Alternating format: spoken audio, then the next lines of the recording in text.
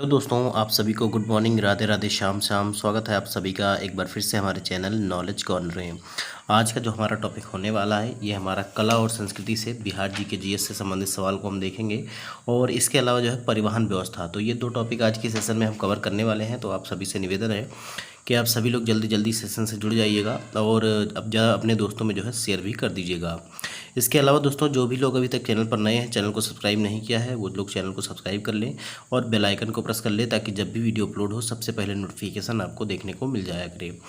देखिए, अगर आप क्लास का शेड्यूल जानना चाहते हैं तो बिहार जी के जीएस की सुबह जो क्लास है वो सुबह 10 बजे आपके लिए अपलोड की जाती है।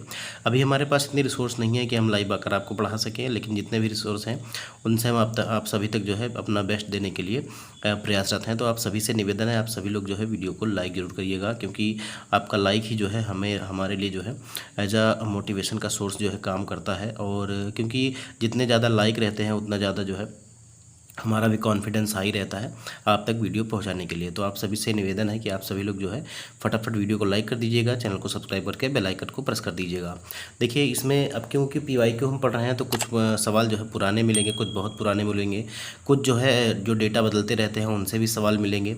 और ऐसे में आप लोग ये कमेंट करके मत कहिएगा दोस्तों कि जो है आप क्यों पुराने क्वेश्चन पढ़ा रहे हैं। मैं पुराने क्वेश्चन जो है आपको दिखाऊंगा, पढ़ाऊंगा और उसके साथ जो है नवीन आंकड़े भी आपको बताता हुआ चलूँगा। तो आप सभी से निवेदन है कि अगर आप लोग जो है पुराने आंकड़े जानना चाहते हैं, तो वैसे तो पुराने आंकड़े किसी काम के नहीं हैं, तो आप जो है कापी और पेन लेके बैठिएगा और जो चीज़ें मैं बताऊंगा कि इंपॉर्टेंट है उसको आप नवीन आंकड़ों के साथ नोट करके रखिएगा।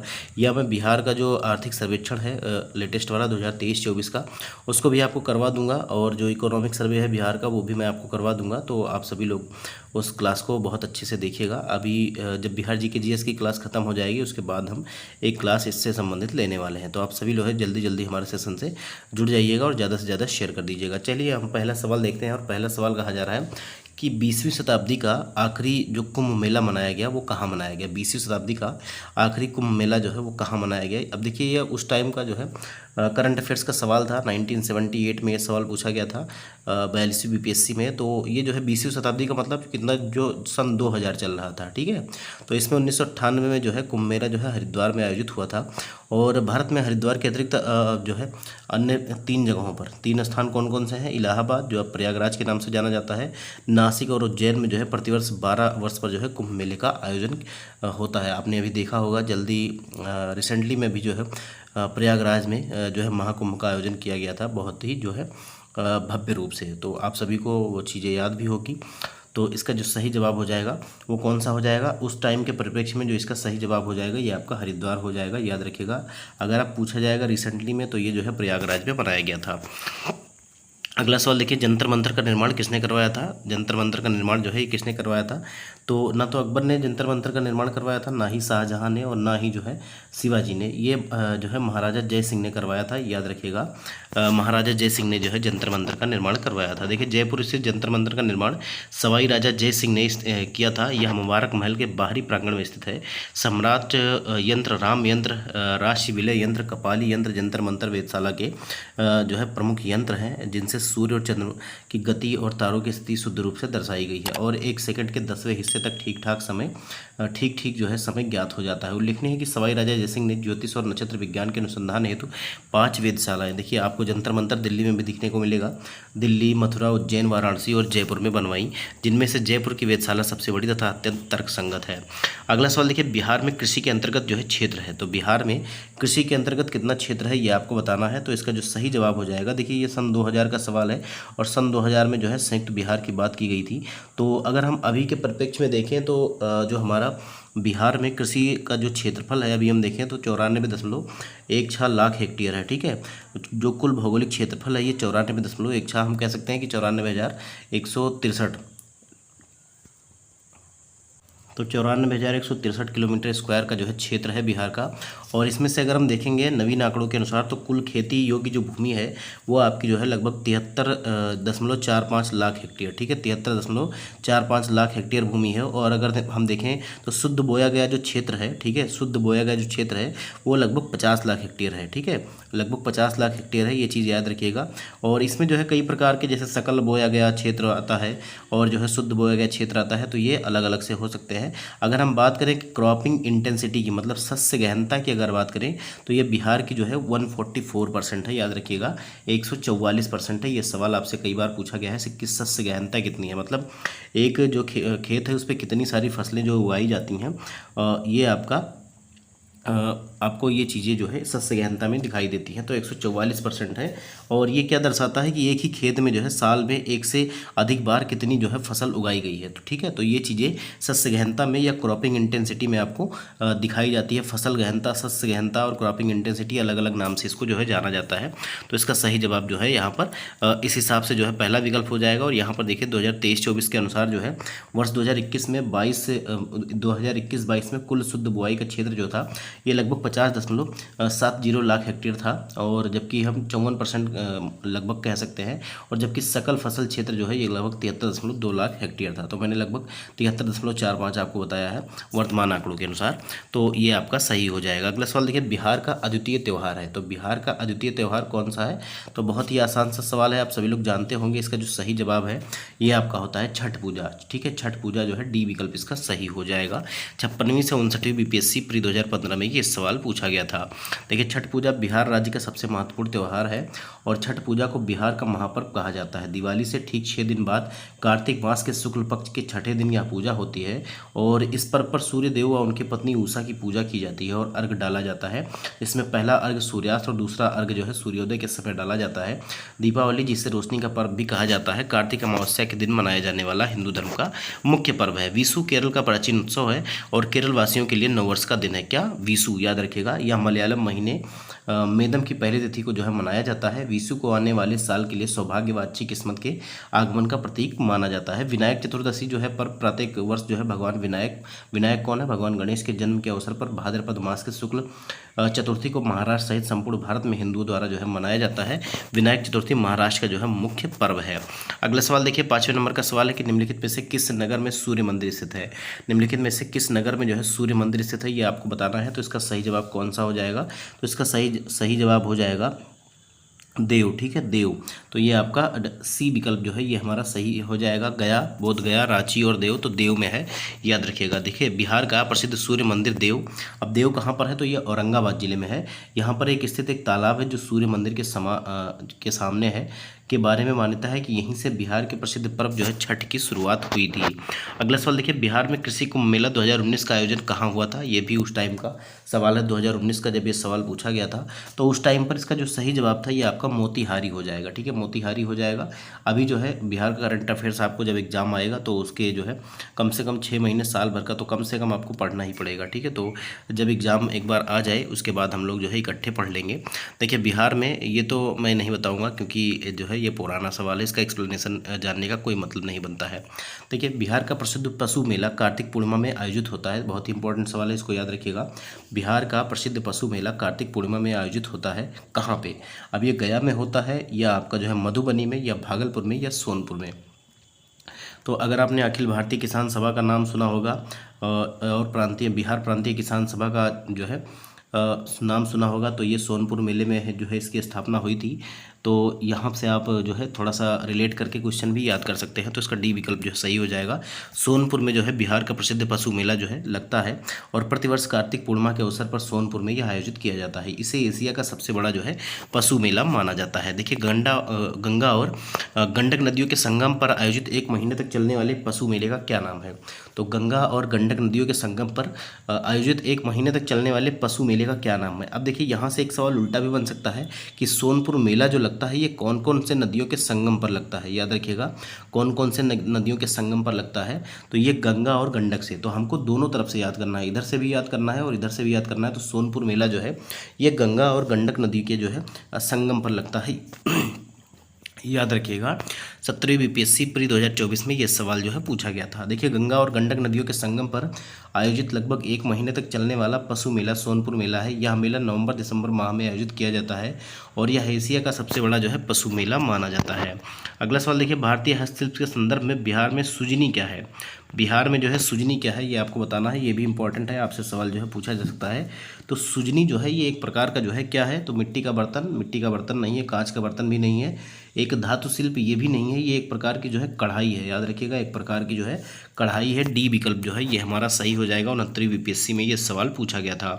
देखिए भारतीय हस्तशिल्प के संदर्भ में अगर देखा जाए तो सुजनी एक प्रकार की कढ़ाई है जिसको जीआई टैग भी प्राप्त हो चुका है। सुजनी कढ़ाई को सुजानी के नाम से भी जाना जाता है और यह भारत के बिहार में भूसुरा गांव से उत्पन्न हुई कढ़ाई का एक रूप है। धातव्य है कि इसे प्राचीन काल में रजाई बनाने का एक रूप माना जाता था, जिसमें पुरानी साड़ियों और धोतियों को रचनात्मक कैनवास के रूप में जो है उपयोग किया जाता था। इसमें कपड़े को 2 या 3 बार मोड़ा जाता था और फिर उनमें नयापन लाने के लिए उपयोग किए गए कपड़ों पर सरल टाके जो है लगाए जाते थे। अगला सवाल देखिए, बिहार का सबसे पुराना गिरजाघर कौन सा है? बिहार का सबसे पुराना जो है गिरजाघर कौन सा है? तो ये भी सवाल इंपॉर्टेंट है, आपसे पूछा जा सकता है। 2022 में ये सवाल पूछा गया था 68वीं बीपीएससी में। तो इसका जो सही जवाब हो जाएगा ये आपका हो जाएगा पादरी की हवेली।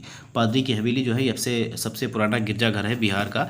ए विकल्प जो है ये हमारा सही हो जाएगा। इसे जो है सेंट मैरी चर्च के नाम से भी जाना जाता है और यह बिहार का जो है सबसे पुराना गिरजाघर है। इसका निर्माण जो है 1713 ईस्वी में पटना में किया गया था। अब ये भी पूछ सकता है कि है कहाँ पर ये, तो ये पटना में है, ये भी चीज़ आप याद रखिएगा।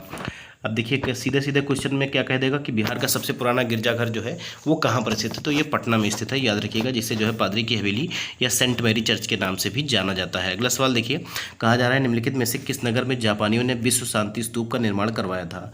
तो विश्व शांति स्तूप का निर्माण कहाँ हुआ है? तो बहुत ही आसान सा सवाल है, आप सभी लोग जानते हैं। इसका जो निर्माण किया गया है ये राजगीर में किया गया है। बी विकल्प जो है ये हमारा सही हो जाएगा। राजगीर में रत्नागिरी पहाड़ी पर जो है विश्व शांति स्तूप के निर्माण की योजना जापान बौद्ध संघ के अध्यक्ष बिच्चू निचिदात्सु फूजी द्वारा बनाई गई थी और वर्ष 1969 में निर्मित स्तूप की ऊंचाई 400 मीटर है। यहाँ जापान बौद्ध संघ के सहयोग से प्रत्येक वर्ष समारोह का आयोजन किया जाता है। देखिए भारतीय कला में स्तूप, चैत्य और विहार का निर्माण निम्नलिखित में से किससे संबंधित है? स्तूप, चैत्य और विहार। तो स्तूप जो है, चैत्य और विहार के कारण जो है बिहार का नाम पड़ा है स्टेट का, तो ये भी याद रखिएगा। तो अगर इसको हम बात करें तो ये किससे संबंधित है? तो ये जो है बौद्ध धर्म से संबंधित है, याद रखिएगा, बौद्ध धर्म से संबंधित है। तो इसका सही जवाब कौन सा हो जाएगा? तो ये आपका डी विकल्प सही हो जाएगा। 69वीं बीपीएससी में ये सवाल जो है पूछा गया था। देखिए स्तूप बिहार और चैत्य बौद्ध मठ परिसरों का हिस्सा रहे हैं। 3री शताब्दी ईसा पूर्व में स्तूप की संरचना का सबसे अच्छा उदाहरण राजस्थान के बैराठ में आपको देखने को मिलता है और यह एक बहुत ही भव्य स्तूप है जिसमें गोलाकार टीला और परिक्रमा पथ है। सांची का महान स्तूप अशोक के राज्यकाल में ईंटों से बनाया गया था और बाद में इसकी वेदिका को पत्थरों से परिमार्जित किया गया।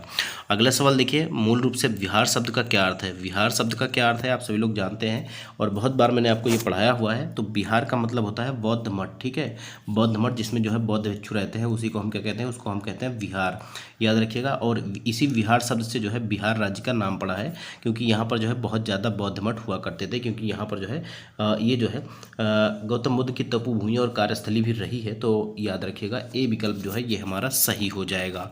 45वीं बीपीएससी का ये सवाल है, 2001 और 2 में पूछा गया था। देखिए बौद्ध भिक्षुओं के निवास स्थान, धार्मिक कार्य और ध्यान केंद्र को विहार कहा जाता था।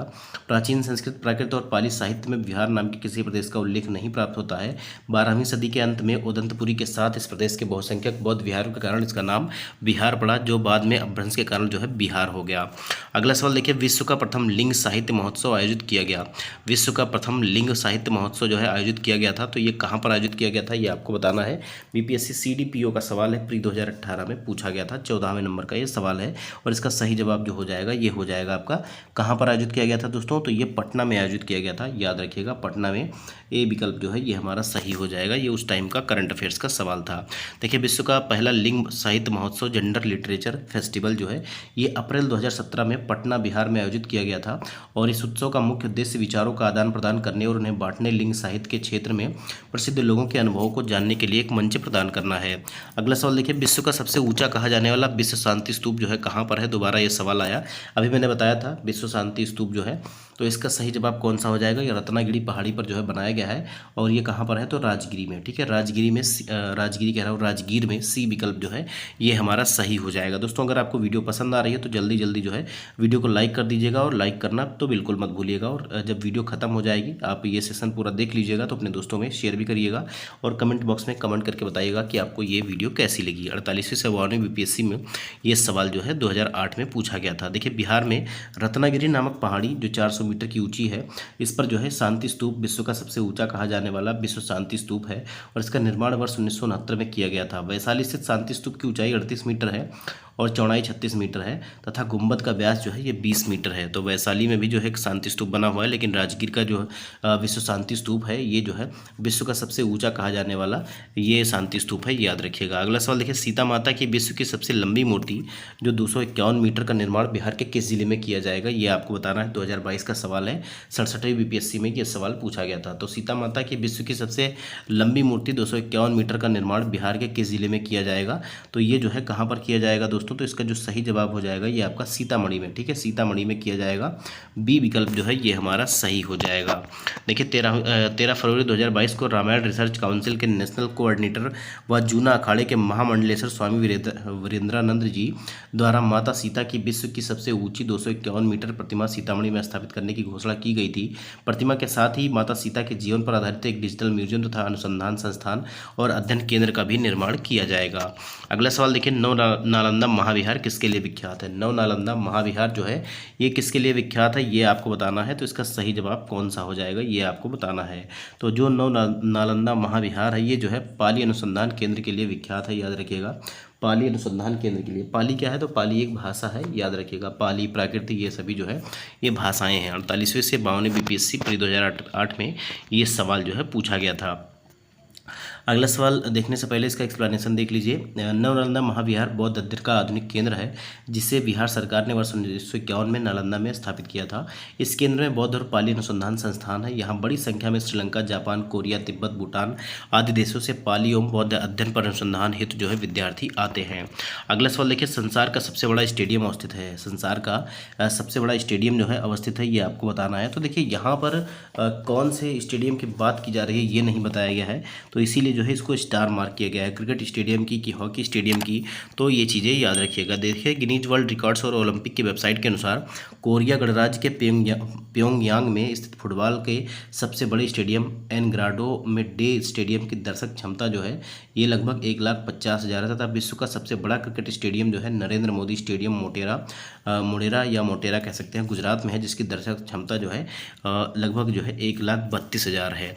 अगला सवाल देखिए, स्टेचू ऑफ लिबर्टी जो है ये कहाँ पर बना हुआ है, ये आपको बताना है। तो स्टेचू ऑफ लिबर्टी जो है ये कहाँ पर बना हुआ है, तो ये सवाल देखिए बिहार से संबंधित नहीं है, लेकिन पता नहीं कैसे इसको बिहार जी के जीएस में किताब वालों ने घुसा दिया है। तो ये आपका डी विकल्प सही हो जाएगा। संयुक्त राज्य अमेरिका में आपको स्टेचू ऑफ लिबर्टी जो है देखने को मिलेगा। देखिए स्टेचू ऑफ लिबर्टी का निर्माण जो है फ्रांस में हुआ था और स्टेचू ऑफ लिबर्टी के जो है मूर्ति के मूर्तिकार जो है फ्रेडरिक ऑगस्टे बार्थोल्डी हैं, जिस पर इसे स्थापित किया गया है उसके वास्तुविद जो है अलेक्जेंडर गुस्ताव एफिल हैं। स्टेचू ऑफ लिबर्टी को फ्रांस ने फ्रांस अमेरिका दोस्ती के प्रतीक में के रूप में अमेरिकी स्वतंत्रता की 100वीं वर्षगांठ पर 28 अक्टूबर 1886 को संयुक्त राज्य अमेरिका को भेंट स्वरूप प्रदान किया था। यह मूर्ति न्यूयॉर्क बंदरगाह के एलिस आइलैंड पर जो है स्थापित है। अगला सवाल देखिए, निम्नलिखित में से कौन सा असम राज्य का शास्त्रीय नृत्य है? निम्नलिखित में से जो है कौन सा जो है असम राज्य का शास्त्रीय नृत्य है, ये आपको बताना है। तो ये 20वें नंबर का सवाल है और इसका सही जवाब कौन सा हो जाएगा? तो सत्रिया नाम सुना होगा आपने। सत्रिया जो है ये असम का जो है शास्त्रीय नृत्य है, तो आप लोग इसको याद रखिएगा। सी विकल्प जो है ये हमारा सही हो जाएगा। बीपीएससी CDPO प्री 2005 में ये सवाल पूछा गया था। देखिए असम का शास्त्रीय नृत्य जो है सत्रिया है और यह नृत्य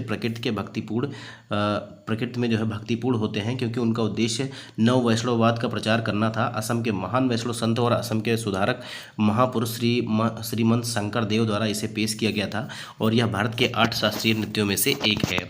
अगला सवाल देखिए, संत कबीर के सम्मान में मगहर महोत्सव प्रारंभ किया गया था, तो ये कौन से वर्ष में जो है प्रारंभ किया गया था, ये आपको बताना है। संत कबीर के सम्मान में जो है मगहर महोत्सव जो है ये कौन से वर्ष में प्रारंभ किया गया था, तो इसको आपको बताना है। तो इसका सही जवाब हो जाएगा, ये आपका हो जाएगा 1987। ठीक है, 1987 में जो है ये प्रारंभ किया गया था मगहर महोत्सव।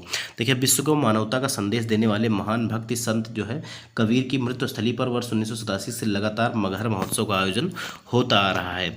अब देखिए अगला जो हमारा टॉपिक रहने वाला है ये आपका परिवहन व्यवस्था से रहने वाला है और ये 2016 का सवाल है, जिसमें आपसे कहा जा रहा है कि बिहार में राष्ट्रीय राजमार्गों की कुल लंबाई कितनी है।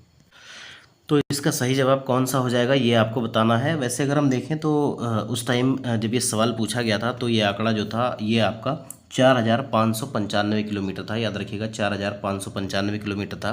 लेकिन क्योंकि डे बाई डे जो है विकास हो रहा है हर एक स्टेट में, और जो है सड़कों और सड़क मार्गों की संख्या में जो है लगातार वृद्धि हो रही है, तो अभी हम वर्तमान में अगर देखें तो लगभग जो है 6,358 किलोमीटर जो है यहाँ पर राजमार्गों की बिहार में जो है लंबाई है, याद रखिएगा। नेशनल हाईवे जो है, और ये आपके जो है बिहार में राष्ट्रीय राजमार्ग अगर देखें तो ये इसकी लंबाई आपको लगभग 6,358 किलोमीटर देखने को मिलेगी। ठीक है, ये 2024-25 के आंकड़ों के हिसाब से मैं आपको बता रहा हूँ, थोड़ा बहुत इधर उधर भी हो सकता है क्योंकि आंकड़े जो है बदलते रहते हैं। देखिए फिर कह रहा है बिहार में राष्ट्रीय राजमार्गों की कुल लंबाई कितनी है, तो मैंने अभी आपको बताया कितना, तो ये जो है 6,358, लगभग 6,358 किलोमीटर है, याद रखिएगा। तो इसका सही जवाब कौन सा हो जाएगा, 6,358। देखिए बिहार में प्रति 1 लाख जनसंख्या पर सड़क की लंबाई है। देखिए 2017 में ये सवाल पूछा गया था, और इसका सही जवाब कौन सा हो जाएगा, तो यहाँ पर जो है ये जो है न्यूनतम से 5वां स्थान है, याद रखिएगा।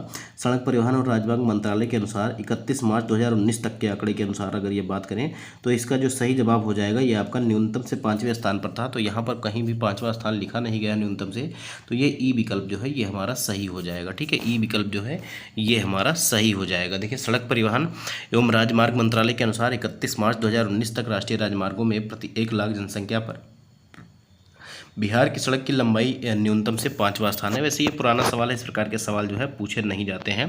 जैसे ये सवाल आ गया, ठीक है, कह रहा है निम्नलिखित राष्ट्रीय राजमार्गों में कौन छपरा और गोपालगंज को जोड़ता है। तो कौन छपरा और गोपालगंज को जोड़ता है, इतना जो है याद रखना बहुत ही मुश्किल है, लेकिन सवाल आ गया है तो आप लोग देख लीजिएगा। तो इसका जो सही जवाब हो जाएगा ये राष्ट्रीय राजमार्ग नंबर जो है इसका ये 85 है। ठीक है, 85 जो है ये छपरा और गोपालगंज को जोड़ता है। तो इसका सही जवाब कौन सा हो जाएगा, सी विकल्प जो है सही हो जाएगा। देखिए यहाँ कहा जा रहा है, देखिए प्रश्नकाल में राष्ट्रीय राजमार्ग क्रम संख्या 85 छपरा सीवान गोपालगंज को जोड़ता है, जबकि राष्ट्रीय राजमार्ग 77 जो है हाजीपुर सीतामढ़ी सोनबरसा को, और राष्ट्रीय राजमार्ग 84 जो है आरा बक्सर को, राष्ट्रीय राजमार्ग 80 मोकामा राजमहल फरक्का को आपस में जोड़ता है। तो वैसे इतनी सारी डेटा जो है याद रखना काफ़ी मुश्किल है। अब यहाँ पर देखिए जब पेपर को बहुत ज़्यादा टफ बनाना होगा तो इस प्रकार से सवाल आपको दिया जाएगा, जैसे राष्ट्रीय राजमार्गों के लक्षण और उनकी संख्या। तो कह रहे हैं बिहार से गुजरने वाला राष्ट्रीय राजमार्ग, ठीक है, बिहार से गुजरने वाला राष्ट्रीय राजमार्ग कौन सा है, तो ये आपका हो जाएगा राष्ट्रीय राजमार्ग संख्या 2। ठीक है, राष्ट्रीय राजमार्ग संख्या 2 आपका हो जाएगा। ठीक है, तो ये आपका पहले को हम तीसरे से मिला देंगे। ठीक है, पहले को तीसरे से मिला देंगे। कह रहा है राष्ट्रीय राजमार्ग जो बिहार से नहीं गुजरता है, तो ये आपका कौन सा नहीं गुजरता है, तो राष्ट्रीय राजमार्ग संख्या जो 12 है ये बिहार से नहीं गुजरता है। फिर बिहार में सर्वाधिक लंबाई वाला राष्ट्रीय राजमार्ग, सर्वाधिक लंबाई वाला राष्ट्रीय राजमार्ग कौन सा हो जाएगा, तो ये आपका हो जाएगा राष्ट्रीय राजमार्ग 31। ठीक है, ये 31 वाला जो है ये सबसे लंबा हो जाएगा। और फिर आपका जो बच रहा है प्रस्तावित राष्ट्रीय राजमार्ग जो बिहार के लिए नहीं है, ये आपका 87 हो जाएगा। वैसे इसमें ये पुराने आंकड़े हैं, इसमें फेरबदल भी हो सकता है। देखिए 2005 का ये आंकड़ा है, प्रश्नकाल में जो प्रस्तावित राष्ट्रीय राजमार्ग 87 है ये रामपुर जो उत्तर प्रदेश में है, इसको जो है कर्णप्रयाग उत्तराखंड से जोड़ता था। और राष्ट्रीय राजमार्ग संख्या 12 जो है जबलपुर मध्य प्रदेश से जयपुर राजस्थान को जोड़ता है, जो बिहार से नहीं गुजरता है।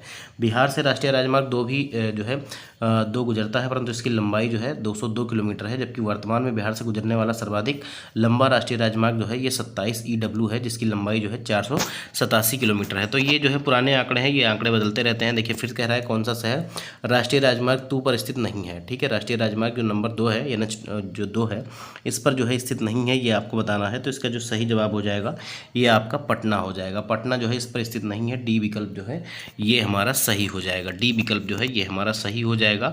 देखिए NH2 के अंतर्गत बिहार का जो है मोहनिया, सासाराम, औरंगाबाद, डेहरी, ऑन सोन आता था, जबकि पटना से जो है NH2 नहीं गुजरता था प्रश्नकाल में। अब इसको अगर एक्सपेंड करके गुजार दिया गया हो तो वो बात अलग की है, आप लोग एक बार देख लीजिएगा। देखिए बिहार में निम्नलिखित के द्वारा विमान सेवाएं उपलब्ध कराई जाती हैं, ये भी पुराना ही सवाल है। इसमें अगर देखें Air India Express, Kingfisher airline, Go Air, IndiGo, SpiceJet airline, Jet Airways, Sahara airlines जो है, रॉयल नेपाल एयरलाइंस, ये सभी जो है यहाँ से बहुत सारी एयरलाइन जो है जाती हैं। देखिए कह रहा है पटना अंतर्राष्ट्रीय हवाई अड्डा निम्नलिखित में से किससे जो है सीधे जुड़ा हुआ है। तो पटना अंतर्राष्ट्रीय हवाई अड्डा अगर हम बात करें तो ये बहुत सारे क्षेत्रों से जुड़ा हुआ है, शहरों से, Ahmedabad, Bengaluru, Kolkata, Colombo, Dubai, Abu Dhabi, Jammu, Kathmandu, Nagpur, Ranchi, Visakhapatnam, Chennai, Hyderabad, Mumbai, Goa, Lucknow, Pune, Srinagar, नई दिल्ली, वाराणसी, ऐसे बहुत सारे शहर हैं जहाँ से ये जो है डायरेक्ट जुड़ा हुआ है। तो इसको भी जो है सही नहीं कहा जा सकता है। ये सवाल इंपॉर्टेंट इंपॉर्टेंट है। ये सवाल आपके टीआरई एग्जाम में भी पूछा गया था और आगे भी पूछा जाएगा बार बार सभी एग्जाम में, तो इसको आप लोग इंपॉर्टेंट मार्क करिएगा और इसको आप लोग याद रखिएगा। कह रहा है पूर्व मध्य रेलवे का मुख्यालय जो है ये कहाँ पर स्थित है। पूर्व मध्य रेलवे का जो मुख्यालय है ये आपका जो है ये हाजीपुर में है, याद रखिएगा बिहार के हाजीपुर में है। तो इसका बी विकल्प जो है ये हमारा सही हो जाएगा।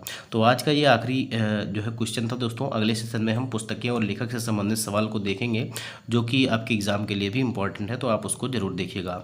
डेली क्लास हमारी जो है 10 बजे अपलोड की जाती है बिहार जीके जीएस। तो अभी हमारी 3-4 क्लासेस लगेंगी और इसके बाद जो है आपका बिहार जीके जीएस जो है कंप्लीट हो जाएगा। इसके अलावा आप हमारे चैनल पर हिस्ट्री, ज्योग्राफी, पॉलिटी और साइंस की भी क्लासेस लगातार जो चलाई जा रही हैं आप सभी उसको भी देख सकते हैं।